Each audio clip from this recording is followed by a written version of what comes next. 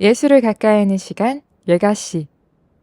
안녕하세요, 여러분. 한 주간 잘 지내셨을까요?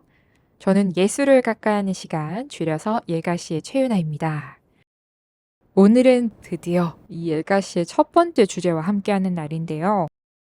저번 시간 예가씨에 대해 설명드린 것처럼 어떤 주제와 함께 예가씨가 시작될지, 또 예가씨가 앞으로 어떻게 진행될지 궁금해하신 분들도 계시지 않을까 하는 생각이 들기도 하는데요. 그런 여러분의 궁금증을 해소해 드릴 수 있는 주제를 가지고 왔습니다. 바로 저 역시도 너무나도 좋아하는 이 새 화가와 함께 예가시 시작을 해볼까 하는데요. 친근하고 재미있게 예술을 가까이 하는 시간을 즐겨볼 그 첫 번째 주제는 바로 인상주의계의 떡짓은 3인방입니다. 많은 분들이 좋아하시는 미술 사조이기도 하죠. 이름만 대면 너무나도 유명한 아티스트들로 구성된 인상주의인데요. 하지만 그 중에서도 오늘 여러분들과 함께할 아티스트 삼총사는 분식계의 떡치순처럼 떼어낼래야 떼어놓을 수 없는 인상주의계의 중심을 이루는 3명의 인물입니다.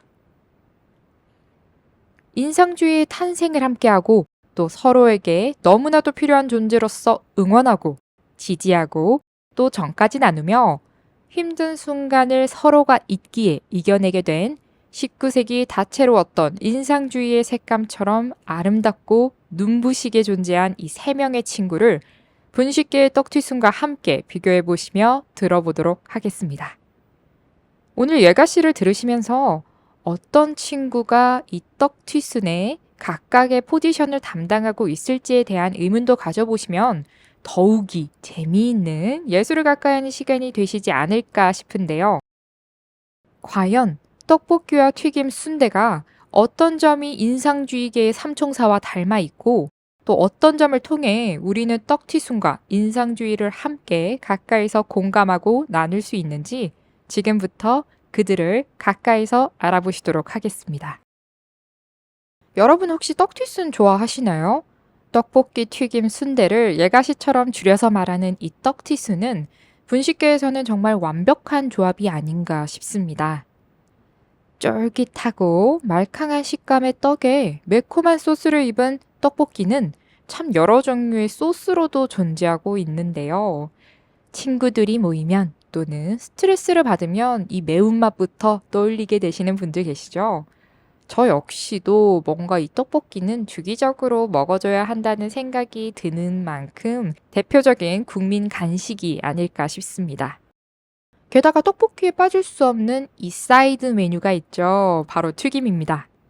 바삭한 겉옷을 지녔기에 식감까지 맛있는 데다가 다양한 종류가 있어서 이 고르는 재미까지 있는데요. 오징어 튀김, 만두 튀김, 새우, 그리고 고추 튀김까지 그냥 먹어도 맛있고 또 떡볶이 소스 찍어 먹으면 더 다양한 맛을 내는 떡볶이의 베스트 프렌드가 아닌가 싶은데요. 그리고 마지막으로 소개할 음식은 튀김보다 이 친구를 더 좋아하시는 분도 계시죠? 바로 순대입니다. 쫀득하고 고소한 순대는 요즘은 순대 튀김도 존재하고 오징어 순대, 또 땡초 순대 등도 있으며 지역별로 찍어 먹는 소스가 다양해서 문화적인 이야기까지 품고 있는 존재인데요. 하지만 사실 순대 역시 떡볶이 소스에 찍어 먹으면 더욱이나 환상적인 맛을 느낄 수가 있기도 하죠. 아, 갑자기 배가 고파지는 것 같은데요. 자, 그럼 여기서 왜 저는 예술을 가까이 하는 미술, 인문학 이야기라고 해서 들어왔는데, 이 사람은 맛있는 분식 이야기만 잔뜩 하는 것일까 하고 궁금하신 분들도 계실 것 같은데요. 그 이유는 바로 색채의 마법사들이 모인 인상주의 화가들 중에서는 분식계의 떡지순처럼 떼어놓을 수 없는 완벽한 삼총사가 존재하기 때문입니다. 아름다운 19세기를 함께하고 힘든 순간을 같이 이겨내 엄청난 업적인 인상주의를 세상에 남긴 이 3명의 화가를 여러분들께 소개해 드리려고 합니다.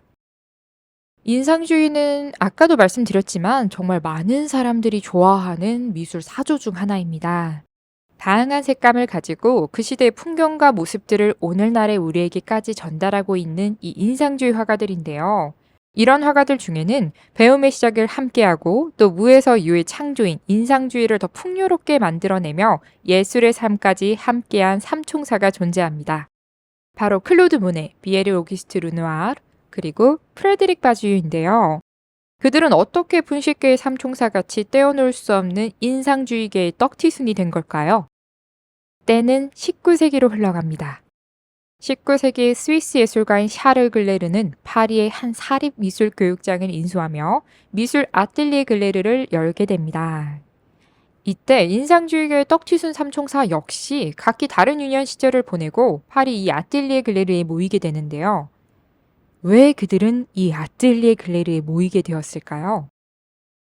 아마도 이 아틀리에 글레르가 지닌 몇 가지의 독특한 장점 때문이 아닌가 싶습니다. 어떤 장점이 이 아틀리에 글레르에 존재하게 되었는지 알아보시고 그들의 이야기를 함께 하신다면 더욱이나 인상주의의 탄생을 이해하시기가 쉬울 것 같은데요. 어떤 장점들이 이 아틀리에 글레르에 있었는지 한번 같이 알아보실까요? 먼저 이 아틀리에 글레르의 모든 학생들은 하루 활동과 프로그램에 있어서 동등한 발언권과 권리를 가지고 있었다고 합니다. 그 덕분에 다양한 소통을 거쳐 성장할 수 있었고 미술에서도 발전할 수 있는 가능성을 열어둘 수 있지 않았나 싶은데요. 그리고 또 그 시절 경제적으로 어려움을 겪고 있었던 학생들을 고려하여 수업료를 받지 않았다고 합니다. 대신 아틀리에 공간을 빌린 집세나 그림의 모델이 되어준 모델료를 다 같이 분배해서 내곤 했는데요. 그 덕분에 어려운 시기였지만 미술을 배우고자 하는 열정이 가득했던 다양한 학생들에게 좋은 기회를 제공할 수 있었고, 게다가 우리 인상주의계의 떡튀순 중에 두 친구도 이곳을 다닐 수 있는 기회를 가지며 삼총사가 모일 수 있는 계기가 되지 않았나 싶습니다. 그뿐만 아니라 이런 방식들을 만들어낸 글레르의 수업 방식 또한 독특했다고 합니다. 바로 그는 제자들이 최대한 그림을 자기만의 방식대로 그릴 수 있도록 자유롭게 내버려 두었다고 하는데요. 뭔가 이렇게 그려라. 색을 이렇게 써라. 오늘은 이런 주제로 그려라가 아니라 정말 학생들이 저마다 그리고자 하는 대로 하고 싶은 대로 자유로움을 두었다는 것인데요. 여기서 딱 한 가지 자연에 대한 연구를 많이 하는 것을 권하며 관찰에 대한 중요성을 계속해서 이야기했다고 합니다. 이는 어찌 보면 글레르의 교육 방침이 인상주의의 시작에 중요한 소스로서 큰 도움을 주었다고도 생각해 보게 되는데요. 아틀리에 글레르의 제자 중 한 명이자 우리 떡튀순 삼총사 중 한 명인 르누아르 역시 자유로움을 강조했던 이 글레르의 교육 방식이 글레르가 선생으로서 가지는 가장 큰 장점이었다고 말하기도 한 걸 보면 그가 전한 자연에 대한 중요성과 강조한 세밀한 관찰력은 아틀리에 수강생들에게 긍정적인 영향을 준 것이 맞지 않나 싶습니다. 이렇듯 그 시대의 전통적인 회화 기법을 강요하는 것이 아닌 자유롭고 편견 없는 글레르의 교육 방식 덕분에 화실의 학생들은 저마다의 그림체를 가지며 그림을 그려나가기 시작했습니다. 또 다른 독특한 점은 이 아틀리에 글레르에 수강했던 제자들인데요. 500여 명의 학생들이 배움을 얻어나갔던 이 아틀리에 글레르에는 우리가 언급했던 삼총사인 이미 너무나도 유명한 모네, 르누아르, 그리고 바지유뿐만 아니라 인상주의계의 아버지라 불리는 알프레드 시슬리, 제임스 에벗 매니 퀴슬러, 장 레옹 제롬, 오기스트 뚫무슈, 에드워드 포인터 등 그림만 봐도 이 그림 어디서 봤는데? 라는 생각이 절로 들게 하는 그 시대를 대표하는 유명한 화가들을 이 아틀리에 글레르에서 글레르가 가르치게 되었다는 것인데요. 실제로 글레르는 이 제자들의 명성 때문에 더 유명해졌다고 해도 과언이 아닐 정도인데요. 그들은 아틀리에 글레르에서 새로운 시각에 눈을 뜨는 순간을 맞이했다고 하며 아틀리에 글레르에서 배운 다양한 것들과 글레르를 향한 칭찬을 아끼지 않았다고도 합니다. 작가로서도 많은 작품을 남기고 글레르의 작품을 사랑하는 사람들도 존재하지만 그 이상의 훌륭한 교육 방식으로서도 더욱이 중요한 역할을 했던 작가 글레르가 아닌가 싶은데요. 이렇듯 아틀리에 글레르는 정말 멋진 교육 장소이자 미술사의 핵심을 만들어낸 그들에겐 시작의 공간이었습니다. 그때 당시에 미술계의 흐름을 알고 나면 이 공간이 더 뜻깊게 느껴지시지 않을까 싶은데요. 바로 19세기 인상주의가 나타나기 전까지의 그림들은 대부분 종교 또는 신화를 담고 있었습니다. 종교나 신화를 담지 않은 그림은 찾아보기가 어려웠고, 고위 관직들이나 상인들이 화가들에게 돈을 주고 부탁한 정교하게 그려낸 초상화까지가 그 시대에 볼 수 있었던 그림 화풍이라고 볼 수 있습니다. 그랬기 때문에 정확한 사실적인 묘사나 균형미를 가진 클래식한 방식의 그림이라 칭하던 시절이었는데요. 이러한 미술에 관한 고정관념이 정확하게 존재했던 시기였기 때문에 순간의 찰나를 담기 위해 올바른 형태보다는 빠른 붓터치로, 실제적인 색감의 표현보다는 저마다 관찰한 자신의 눈으로 바라본 색감을 담기 위해 다양한 컬러로서 그림을 그리고 작품을 완성한 이 삼총사들은 처음에는 너무나도 대우받지 못했고, 파리 정부에서 운영하던 살롱전에서도 조롱과 혹평을 받으며 번번이 떨어지는 등 아주 힘든 시절을 보내고 있었습니다. 하지만 이 인상주의의 떡튀순 삼총사는 절대 굴하지 않고 살롱전에서 떨어진 사람들을 모아 낙선전 또는 인상주의전을 여는 등 함께였기에 더욱이 용감하게 힘을 내서 자신들의 표현을 담은 그림을 세상에 이식하고자 계속해서 노력해 나갔습니다.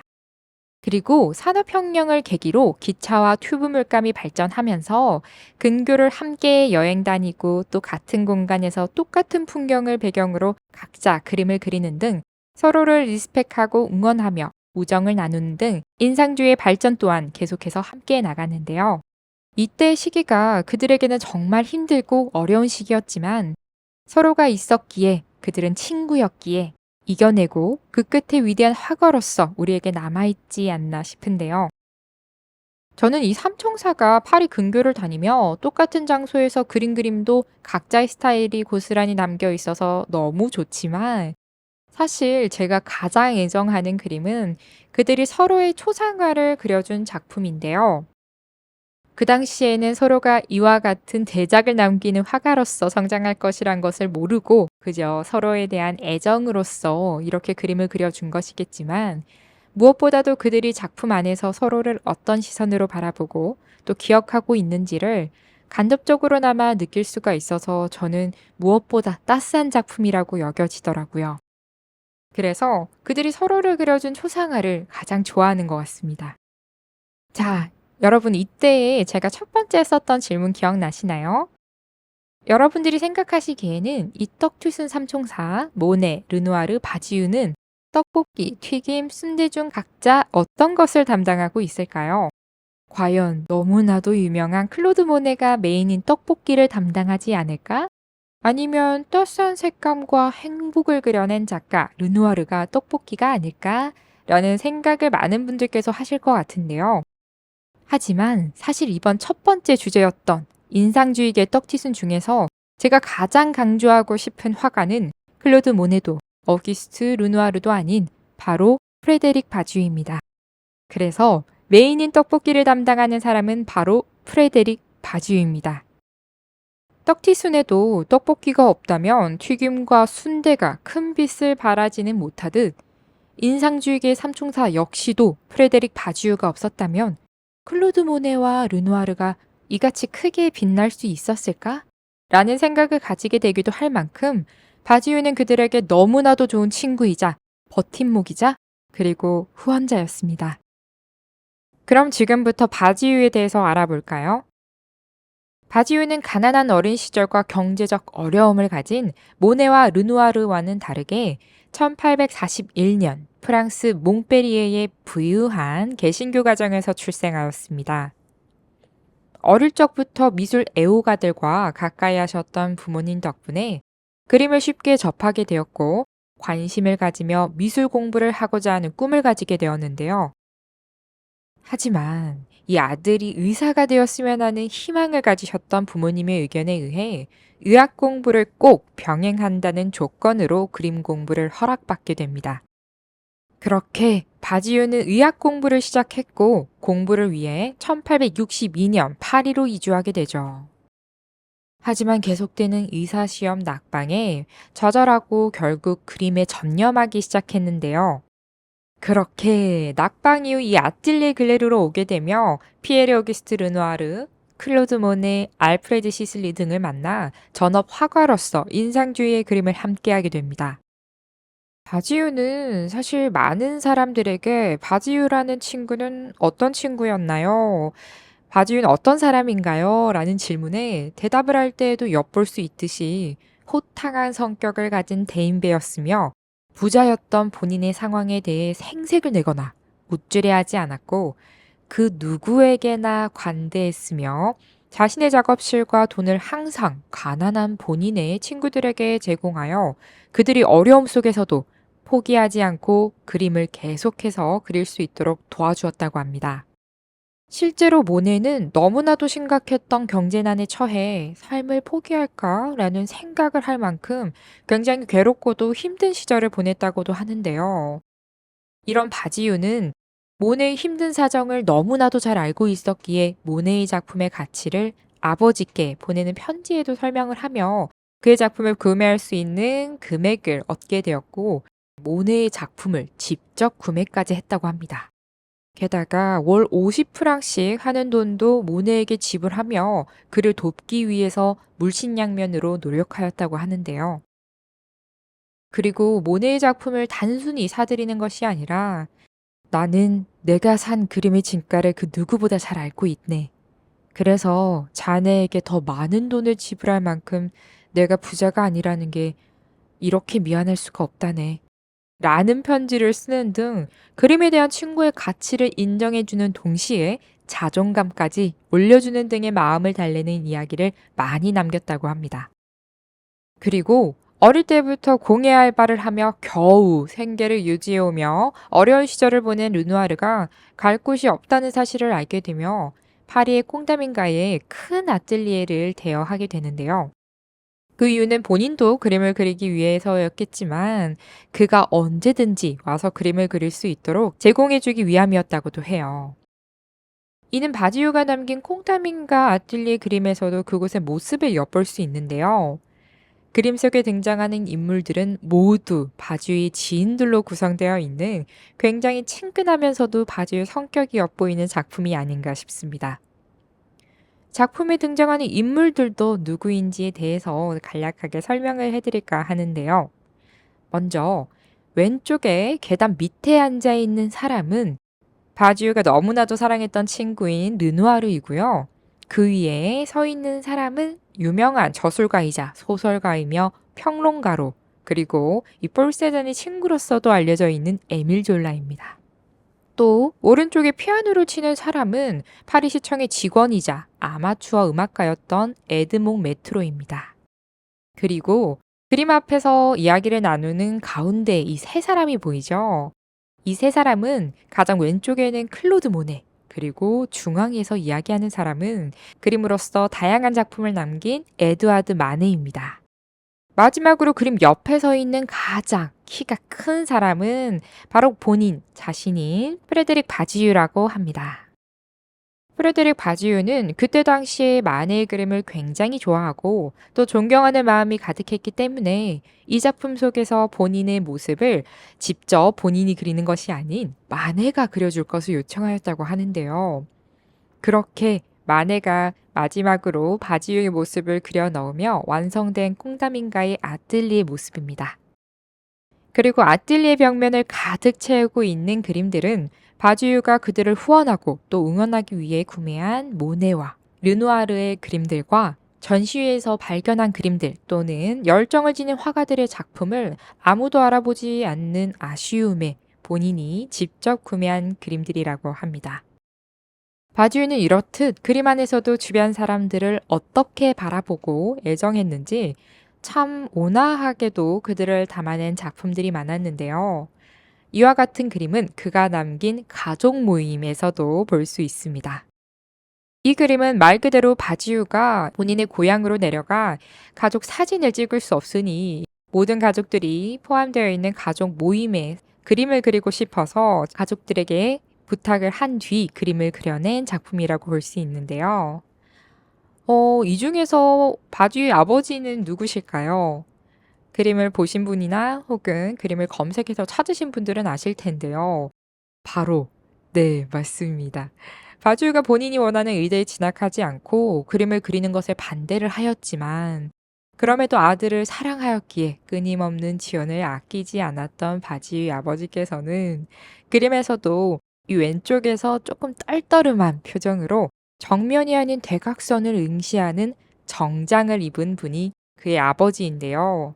역시나 작품 안에서도 이 가족들을 다양하게 담아내기 위해서 노력하는 아들을 정면으로 바라보는 것이 아닌 조금 만족하지 못하시는 모습을 보이는 듯 하기도 하죠. 하지만 이 넓은 정원에서 가족끼리 오손도손 모여서 여유로움을 나누는 모습이 그늘 아래 너무나도 평화롭게 잘 담겨진 것 같아서 바지우가 남기고자 했던 멋진 가족 사진이자 그림이 아닌가 싶습니다. 이 그림 안에서도 바지우를 찾으실 수가 있는데요. 혹시 찾으셨을까요? 네, 맞습니다. 왼쪽 뒤에 키가 또 가장 큰 사내가 보이죠. 바지우는 실제로도 굉장히 큰 키를 가지고 있었던 청년이었기에 그림 안에서도 본인을 담는 그런 모습들이 큰 키를 가진 인물로서 등장하지 않나 싶습니다. 이 작품에는 또 다른 사실이 숨겨져 있는데요. 아까 언급했었던 삼총사들이 모두 떨어진 프랑스의 권위 있는 미술 전시인 살롱전 기억나시나요? 바로 그 살롱전에 이 바지의 가족 모임 작품은 삼총사들 중 가장 먼저 입선하며 바지는 본인의 실력을 인정받게 되는 계기를 맞이하게 됩니다. 그 덕분에 작품을 친구들보다 먼저 전시도 하고 팔 수 있는 기회가 많아졌는데, 친구들의 진정한 성공을 누구보다 본인보다 더 바라고 중요하게 생각했던 바지유는 이 와중에도 기뻐하기보다는 이 친구들에게 미안함이 더 컸다고 합니다. 그렇다면 이렇게 모네보다 르누아르보다 더욱이나 먼저 살롱전에도 입선을 하고 훌륭한 실력을 가진 화가이며 전시회도 열었던 바지유는 왜 우리에게 모네와 르누아르만큼은 잘 알려지지 않은 것일까요? 네, 바지유는 여기서도 본인이 얼마나 타인을 먼저 생각했는지를 알 수 있는 대목이라고 보시면 될 것 같은데요. 정말 일평생을 자신의 안전보다 친구를 항상 먼저 생각하고 또 나라를 먼저 생각했던 그의 성격 그대로 프랑스 프로이센 전쟁이 발발하였을 때 그는 자원 입대를 하며 참전하였는데요. 많은 사람들이 만류하였지만 본인은 직접 자원 입대를 원하며 또 참전 도중 그의 장교가 부상으로 전장에 참여하지 못하게 되자마자 본인이 지휘권을 잡는 것을 마다하지 않았고, 그렇게 독일군과 싸웠지만 프랑스가 아쉽게도 패전하며 그의 나이 28살인 아주 젊은 나이에 전쟁에서 전사하게 됩니다. 너무나도 참혹하고 슬픈 결말을 지닌 이야기가 아닌가 싶은데요. 프랑스 정부는 그가 실력 있었던 화가임을 너무나도 잘 알고 있었기에 그의 죽음을 안타깝게 여기며 추 오르세 미술관이 남부역에서 미술관으로 탈바꿈할 당시 유동인구가 가장 많은 길목에 아주 좋은 전시 공간을 그의 작품으로 전시를 하며 그를 계속해서 애도하고 그를 기억하고자 하고 있다고 합니다. 여러분들께서도 프랑스 파리의 오르세 미술관에 방문하시게 된다면 쉽게 그의 작품을 관람하실 수가 있을 것 같은데요. 과연 정말 이런 이야기들을 듣고 나니 바지유는 처음부터 끝까지 본인이 아닌 그 누구보다 타인을 더 생각하며 삶을 보내온 멋지고 따스한 청년이 아니었나 싶습니다. 그렇다면 이렇게 소중했던 친구의 죽음 앞에서 우리의 삼총사들은 어떠하였을까요? 먼저 르누아르는 그의 죽음에 너무나도 큰 충격을 받으며 인생 무상의 허망함을 잊고자 반대로 더욱이 그림에 몰두하였다고 합니다. 그는 너무나도 큰 고통과 괴로움을 느꼈으나 그림은 아름다워야 하고 행복한 것이어야 한다는 그의 신념답게 고통을 작품으로서 승화시키기 위해 더욱이 작품에 몰두하였다고 하는데요. 과연 이 말년에도 본인이 겪었던 아프고 아픈 이 루마티스염을 손에 붓을 묶어서까지 그림을 그리며 이 아름다움이 영원하고 나의 그림을 보는 사람들이 더욱 행복했으면 좋겠다라는 그 신념을 지켰던 또 멋진 삼총사 중 한 명의 이 고통을 승화시키는 방법이 아닌가 싶습니다. 모네 역시 크나큰 슬픔을 느끼며 애도했다고 하는데요. 정확하게 그때 당시의 감정에 정해진 바는 없으나 많은 만류에도 떠난 바지유를 그 누구보다 안타까워하지 않았을까라는 생각을 하게 됩니다. 그렇게 1862년 젊디 젊은 21살의 프레데릭 바지유는 21살의 르누아르와 22살의 클로드 모네와 만났습니다. 그들은 그렇게 19세기 가장 찬란했던 시절을 함께했고 힘든 시절을 이겨냈으며 감정과 색채를 나누며 함께 성장해 나갔는데요. 그리고 그 무엇보다 서로가 있었기에 가능했던 인상주의를 완성해 나갔습니다. 저는 이 삼총사의 중심에는 프레데릭 바지유가 있다라고 생각하는데요. 그가 두 친구에게 든든한 후원자로서도 최선을 다했지만 그 누구보다 친구들의 성공을 바라고 또 친구가 잘 되었으면 하는 그 진심을 전했기에 그 두 대가들은 진정한 그림을 그려낼 수 있는 진심을 얻었는지도 모르겠습니다. 떡튀순의 중심처럼 그들의 중심이자 그 누구보다 든든한 존재로서 자리했던 바지유의 이야기와 작품들을 오늘 이렇게 전해드려 보았습니다.